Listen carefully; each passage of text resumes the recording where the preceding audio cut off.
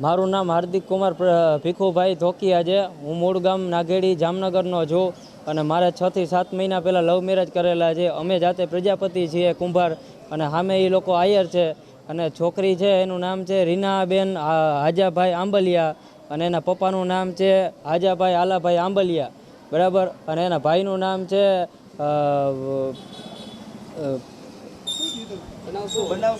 બનાવમાં એવું છે કે અમારે છે ને આજથી 6 થી 7 મહિનાથી અમે છુપાઈને બધી સિટીઓમાં રખડીએ છીએ।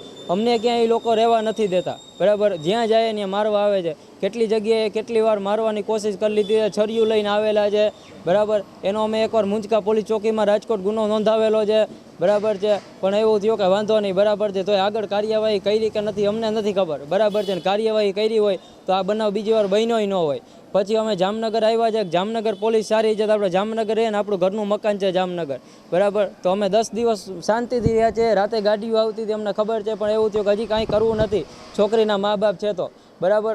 અને કાલે રાતે છોકરીના પપ્પા છે હાજાભાઈ આલાભાઈ આંબલિયા, બરાબર છે, એ આવ્યા, પછી એનો છોકરો આવ્યો, બરાબર, રાહુલ હાજાભાઈ આંબલિયા અને બીજા 5-6 શખ્સ હતા બીજા। અમને ઘર પરિવારના 4 જણાને મારી અને છોકરીનું અપહરણ કરી ગયા છે અને કહી ગયા છે કે હજી હવે તને રાતી પાઈ નહીં મળે અને હવે તારે જ્યાં કેસ કરવો એને કરી લેજે અને હજી તું તારી તૈયારીમાં જ રહેજે।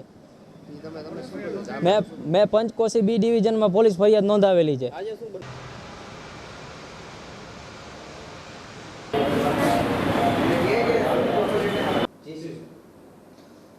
જામનગરના નાઘેડી ગામના ગઈકાલના રાતના બનાવમાં વિગત એવી છે કે જે હાર્દિકભાઈ ભીખુભાઈ ધોકિયા જે ફરિયાદી છે તેમણે થોડા સમય પહેલાં પ્રેમ લગ્ન કરેલા હોય અને તેમના પરિવાર સાથે નાઘેડી ગામે રહેવા આવેલા હોય।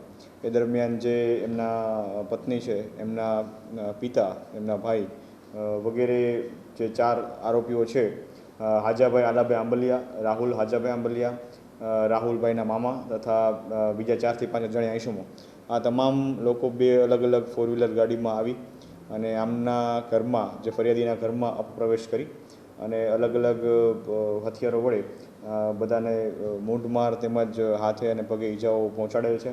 તેમજ જે ફરિયાદી જે ભાઈ છે એમના પત્નીને અપહરણ કરી અને પોતાની સાથે લઈ ગયા હતા।